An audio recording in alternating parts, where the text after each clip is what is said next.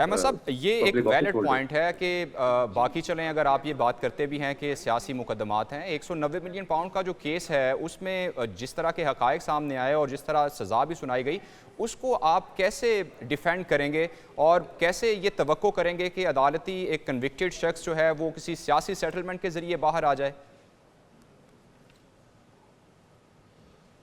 देखिए हाँ, आपने बड़ा अच्छा सवाल किया। मैं आपको इसका पहले बता दूं पस मंज़र। जी प्लीज़। 190 मिलियन वाली बात जो है, क्योंकि वहां से शुरू होती है।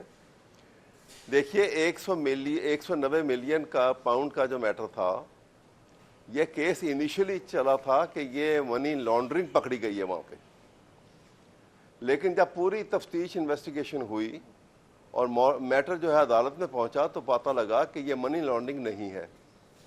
अगर मनी लॉन्ड्रिंग होती तो इसको क्राइम मनी डिक्लेयर किया जाता। ये इतना तो कानून आप यकीनन समझते हैं सब। जी बिल्कुल।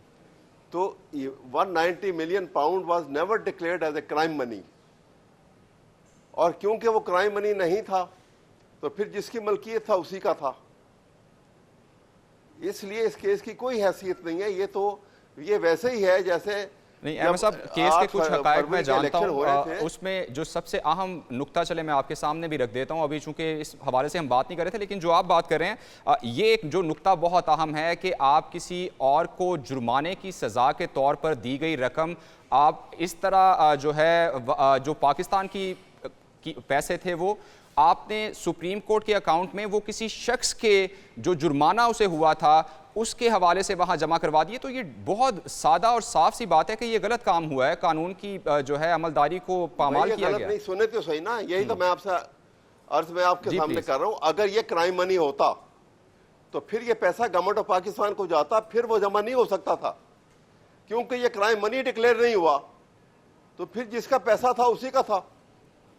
ये अदालतें इसे देख लेंगी। ये बताइए, जैसे सुनिए मेरी बात सुनिए, एक मिनट बात सुनिए प्लीज। ये बिल्कुल ऐसा ही है कि जैसे 8 फरवरी से 10 दिन पहले इन्होंने 3 केसेस के अंदर दिन रात जज को बिठा के वहां पे जेल ट्रायल में 3 केसी में इमरान खान को सजा सुना दी थी, और फिर तीनों का तीनों इवेंचुअली वो कुछ बना।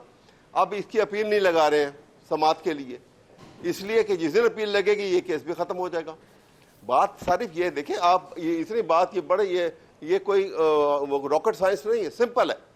अगर ये पैसा साबित होता कि ये क्राइम मनी है तो अदालत डिक्लेयर करती है अपने फैसले के अंदर, तब वो क्राइम मनी बनता। अगर क्राइम मनी बनता फिर किसी को हक नहीं था स्वाय गवर्नमेंट ऑफ पाकिस्तान को, लेकिन this was never declared crime money. इसलिए जिसकी पैसे को उन्होंने मनी लॉन्ड्रिंग का चार्ज लगाया था वो फारिग हो गया था, वापस रिवर्ट बैक हुआ।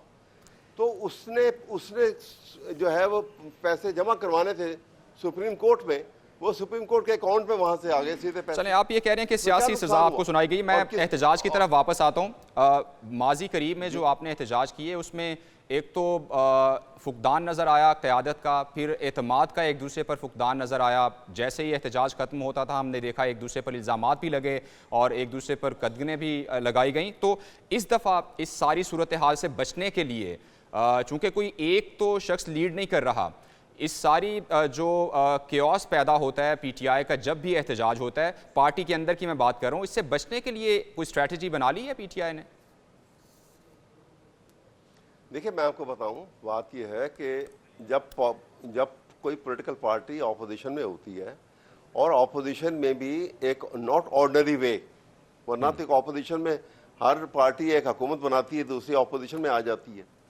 यहाँ पे तो एक ने अपनी अथॉरिटी से अपने कदम को आगे बढ़ाया, आयन को आर्मी बूट से ठुटा मार के साइड पे किया और रूल ऑफ लॉ के कॉन्सेप्ट को ख़त्म कर दिया, और उन्होंने अपने जोर की बुनियाद के ऊपर एक हुकूमत जो है फॉर्म 47 की बुनियाद पे बना दी। उस हुकूमत के कोई लेजिटिमेसी नहीं है, कोई लीगल अथॉरिटी नहीं है। वो हुकूमत जो है उससे आप एक्सपेक्ट करें कि सारे उसके आगे सजदा कर दें और उसके आगे सरेंडर कर दें, और पाकिस्तान में जो रूल ऑफ लॉ के कॉन्सेप्ट के ख़त्म होने के साथ साथ फंडामेंटल राइट्स का कॉन्सेप्ट ख़त्म हो गया। जो मुल्क में हो रहा है देखें आप, क्या है ये माइट इज़ राइट है। इस वक्त लोग अपने फैसले खुद कर रहे हैं, आपने देखा नए नए जिरगे बन गए, नए नए अपने आप फैसले करके सुना रहे हैं। इसका मतलब यह है कि सोसाइटी से कानून की गिरफ्त कमजोर हो गई है। जब यह कब होती है कि जब अदालत की गिरफ्त जो है कानून की सोसाइटी पे वो जो कमजोर पड़ जाती है, then society become free for all. अब ये सोसाइटी जो है ये फ्री फॉर ऑल सोसाइटी है, ये खतरनाक सोसाइटी है। हम इस तरफ बढ़ गए हैं बहुत ज्यादा आगे, और ये बड़ा खतरनाक है ये सूरत हाल। जी बोलिए प्लीज। पहली बात तो ये है कि अल कादिर ट्रस्ट का केस क्या है। अल कादिर ट्रस्ट का काबीना के अंदर एक लिफाफा लहराया गया कि जो ये मेरे लिफाफे के अंदर है सारी काबीना इसकी मंजूरी दे दे। पाकिस्तान की तारीख का इससे बड़ा कोई करप्शन का केस नहीं था जिसके बेनिफिशरी खुद इमरान अहमद न्याजी साहब और उनकी फैमिली और उनकी एहलिया। दूसरी बात यह है कि नहीं आप जवाब काफी लंबा दे चुके हैं, मेरी गुजारिश सुन। देखिए बात यह है कि जब ये पैसा आउट ऑफ कंट्री, जब ये पैसा पकड़ा गया और साबित हो गया कि ये पैसा पाकिस्तान का है और चोरी होकर आया, तो उन्होंने पैसा पाकिस्तान को वापस किया। वही पैसा इन्होंने दोबारा फिर उसी चोर की जेब में डाल दिया, चूंकि उसके बेनिफिशियरी ये थे। वो पैसा पाकिस्तान के अकाउंट में जाना था या उस चोर के खाते में एडजस्ट होना था। तो लिहाजा उसके बदले में इन्होंने उससे जमीनें ली जो कि साबित हुई, और वो कहते हैं चूंकि जी हमने उसको ट्रस्ट बना दिया, उसकी ये बेनिफिशियरी हुए। फिर साथ ही साथ उधर भी नहीं रुके, 6-6 कैरेट की अंगूठियां मांगते रहे। वो सारी ऑडियोज भी और सबूत भी साथ आ चुके।